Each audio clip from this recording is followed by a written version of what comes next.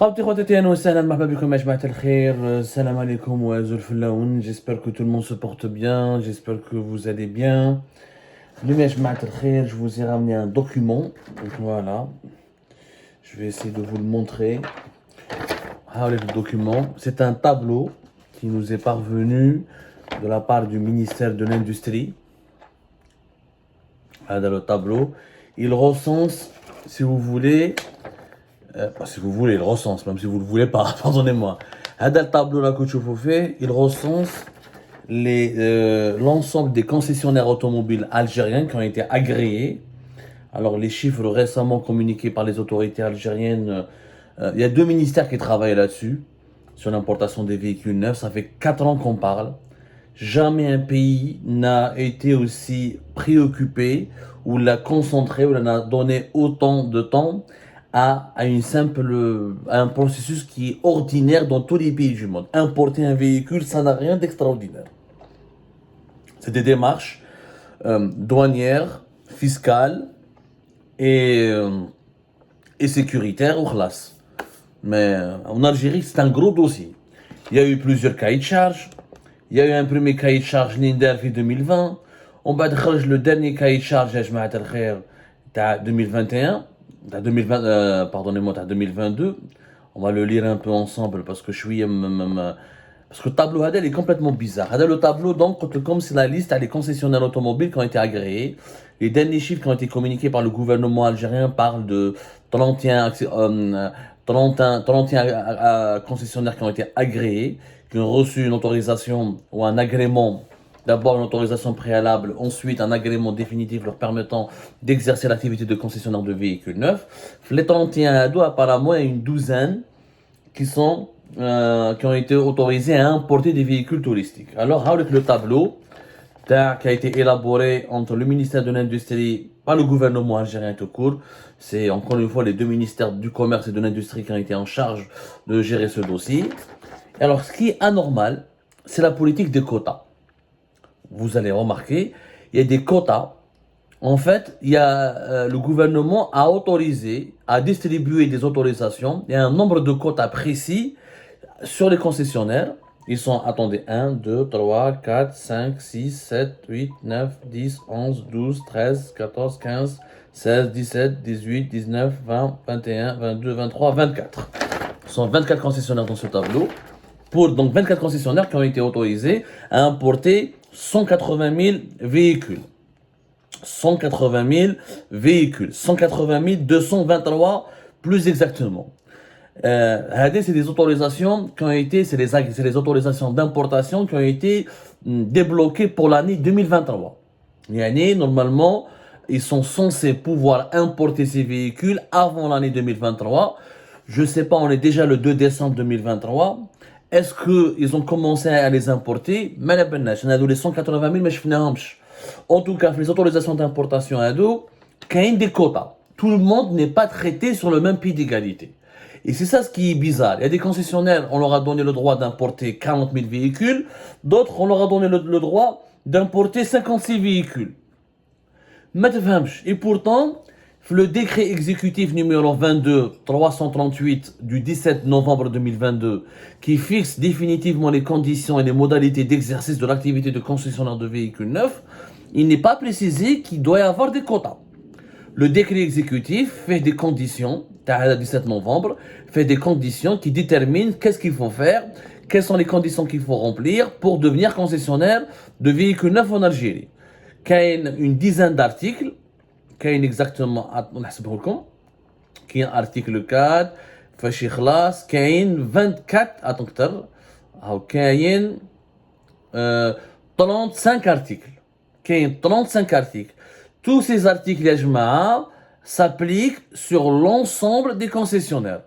L'article 4 par exemple l'activité de concessionnaire automobile est assujettie à la conclusion d'un contrat de concession lié le concessionnaire à un seul constructeur concédant, jusqu'à l'article Malabeli 5 ou 6, il n'y a aucun article qui dit que le gouvernement est habilité à donner des quotas à des concessionnaires et pas à d'autres. aucun article ne dit que les concessionnaires vont bénéficier, une fois l'agrément obtenu, d'un quota déterminé et limité. Et que ces quotas vont changer selon les concessionnaires. Qu'il n'y aura pas les mêmes quotas, que les autorisations d'importation des véhicules neufs ne seront pas octroyées à tous les concessionnaires sur la base des mêmes quotas. C'est une politique totalement nouvelle. J'ai jamais vu un pays qui dit à ce gars-là, bon, toi tu peux importer 40 000, toi tu peux importer 30 000, toi tu peux importer 22 000. Et pourtant, l'agrément, il est le même pour tout le monde. Tu dois, le décret exécutif, il fixe des conditions pour tout le monde. Les conditions sont les mêmes pour tout le monde. Les critères d'obtention de l'agrément de concessionnaire de véhicules neufs en Algérie sont les mêmes pour tout le monde. Il n'y a aucune différence. Alors pourquoi il devrait y avoir une différence lors de l'importation des véhicules? Alors, par exemple, le gouvernement algérien a donné à Fiat Algérie l'autorisation d'importer 44 433 véhicules. C'est le concessionnaire, Fiat Algérie, concessionnaire à la fois, ils veulent faire une usine de montage en Algérie. Elle est annoncée, les travaux sont à Oran, sont annoncés normalement, ils devront une première inauguration avant la fin de ce mois de décembre 2023. On a entendu beaucoup de choses sur cette usine de Fiat. On nous annonce 45 000, des fois 25 000 véhicules à monter, des fois 45 000. Il y a plusieurs annonces contradictoires. Donc on n'a pas vu le projet, on ne peut pas se prononcer là-dessus. Moraha, une certaine société qui s'appelle Sarl Sogifem. Hadou Sarl Sogifem, ils sont représentants de la marque, si je me trompe pas, de la Sodivem, Sarl Sodivem, voilà. Ils sont les représentants de la marque Geely, les marques chinoises Geely. Hadou Sarl Sodivem, avant 2015, 2016, 2017, ils étaient représentants de la marque automobile indienne, la Mahindra. Mahindra, c'est des véhicules utilitaires indiens. Leurs représentants, ils ont conclu un accord avec les Chinois Geely. Ils ont été d'ailleurs accueillis au ministère de l'Industrie par Ali Aoun, l'actuel ministre de l'Industrie. C'était le 13 novembre 2023. On a eu l'autorisation d'importer 39 000 véhicules. 39 000 véhicules. Pourquoi Fiat prend 44 000 et les représentants de Chinois Geely prennent 39 000? Pour quelle raison? Moraha, alors, la société Sarl Auto Leader Company, qui est le représentant de la marque Chery, qui ont commencé à importer des véhicules depuis le mois de novembre dernier, où la cérémonie d'ailleurs, جاو deux ministres اللي راحوا الصابلات وما على باليش وحنا هضرنا عليها. C'était le 10 novembre 2023, on a fait toute une émission sur les dessous de ces privilèges de l'introduction en Algérie de la marque Chery. Alors le représentant de Chery en Algérie, Sarl Auto Leader Company, a été autorisé à importer 10 000 véhicules. Hamlik, les trois plus gros concessionnaires, les trois premiers concessionnaires privés qui ont bénéficié d'un certain traitement de faveur. Ce sont les trois premiers qui ont pris les meilleurs quotas, qui ont pris encore une fois les meilleurs quotas. Donc 44 433 pour Fiat Algérie, 39 000 et quelques pour les représentants de Geely, la marque Geely chinoise, Sarl Sodivem, où les représentants de Chery, ils ont le droit d'importer 10 000 véhicules. L'Ukraine, quand il y a la société JV Biskara, sa société des frères Amouri, Maroufin, ils sont dans le BTP, dans la construction, dans les matériaux de construction. Ils ont créé récemment une société pour importer des véhicules utilitaires chinois, notamment des camions, etc. On leur a donné le droit d'importer 2500 camions, apparemment, 2500 véhicules utilitaires. Imin Auto, représentant de la marque chinoise Jacques, ils lui ont autorisé à importer 7000 véhicules. LCCom Automobile, de la Sarl LCCom Automobile, ils étaient les représentants, comment on appelle ça, la marque Isuzu. Je ne sais pas quelle marque ils représentent aujourd'hui. Ils ont c'était essentiellement Isuzu. Donc, je sais pas. Voilà, apparemment Citroën. Apparemment, ils étaient en train de négocier entre Citroën ou la Malabelish Bon, c'est comme Marofin. Avant, ils avaient qui? C'était la famille Achaïbou. La famille Achaïbou qui a défrayé la chronique à l'époque de Bouteflika parce que Bouchouerb, la marquia entre 2017 et 2016, un nouvel homme d'affaires, un jeune Hassan Arbaoui vient de Betna, un inconnu au bataillon, et c'est lui qui a fait l'usine de montage des véhicules qui a fait Betna. Et Achaïbou, la famille Achaïbou, on dit qu'il y a eu un gros pot de vin entre Bouchouerb, Abdeslam Bouchouerb, l'ex-ministre de l'Industrie de 2014 à 2017, ou un homme d'affaires Hassan Arbaoui qui a fini d'ailleurs en prison, qui a été emprisonné en 2019, comme tous les autres patron d'entreprise ou la d'usine de montage de véhicules neufs. Et etc. Donc, mais est-ce que à Chaïbou plus tard, il a demandé de récupérer toutes ces marques? Est-ce qu'il avait Suzuki, il avait Isuzu, il avait Kia? Est-ce qu'on a autorisé à importer combien de véhicules? Mais elle est chauffe, une opacité totale. La question qui se pose encore une fois, qui est des concessionnaires me donnent 88 véhicules à importer, d'autres 4000. Ça n'a aucun sens, aucun sens. Encore une fois, quels sont les critères sur lesquels s'est basé le gouvernement algérien pour donner les plus gros lots, les meilleurs quotas d'importation de véhicules neufs à 3 ou à 4 opérateurs privés qui sont Fiat, Sarsodivan, Auto Leader Company ou Emin Auto. Voilà, on peut le classer Emin Auto parce qu'il a pris 7000. علاش هادو يدوا plus que les autres. Maintenant, qui s'excite à quelque chose, je veux dire c'est normal, هادو les 3 opérateurs vont investir dans des usines de montage en Algérie. Mais Fiat va investir dans une usine de montage. La Sodivan, les représentants d'Aguili, nous voulons faire une usine de montage. Toutes les marques qui ont été autorisées pratiquement à commercialiser des véhicules en Algérie ont annoncé leur intention de faire des usines de montage. مانيش فاهم انايا Chéri aussi, ils veulent faire une usine de montage en Algérie. Pourquoi Fiat donc devrait importer plus de véhicules que Chéri et Geely, les Chinois? Le Emin Auto Jacques, le constructeur chinois Jacques, aussi il voulait faire une usine depuis l'époque de Bouteflika. Il avait le projet de faire une usine de montage de véhicules neufs en Algérie.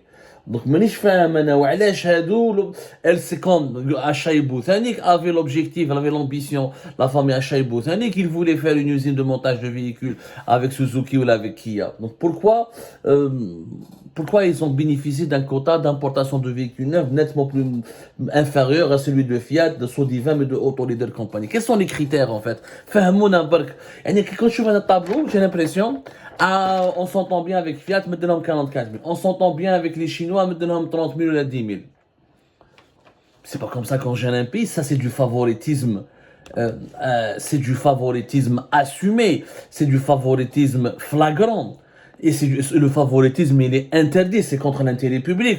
Est-ce que si les Algériens ne veulent pas acheter Fiat, s'ils veulent acheter Chery ou la Geely ou ils veulent acheter notre marque, tu leur imposes sur le marché plus de véhicules Fiat que les autres véhicules, ou plus de véhicules chinois que des véhicules européens. فهمونا يا جماعة، أنا هذه اللي ما فهمتهاش. وهذه هي اللي حبيت نفهمها أنايا. Je n'ai pas compris. Je n'ai pas compris. Je ne sais pas. Je ne sais pas. Franchement, je n'ai jamais compris. Alors, Hadou, les 180 000, est-ce qu'ils sont disponibles déjà sur le marché? Est-ce que les quotas Hadou qui ont été distribués ont déjà été épuisés? Aucune réponse. Mais surtout, c'est contre la loi. Aucune loi au monde, qu'elle soit algérienne ou étrangère, le favoritisme, il est interdit. Il n'y a pas... Non, c'est pas des véhicules algériens, donc il n'y a pas de préférence nationale. La loi en Algérie permet la préférence nationale. S'il y a des marques algériennes, il faut leur accorder la préférence. Mais là, il s'agit d'importer des véhicules qui sont 100% étrangers. Normalement, il y a le principe, la loi algérienne doit garantir le principe de la transparence et le principe de la concurrence loyale. L'État n'a pas le droit de favoriser un opérateur économique au détriment d'un autre.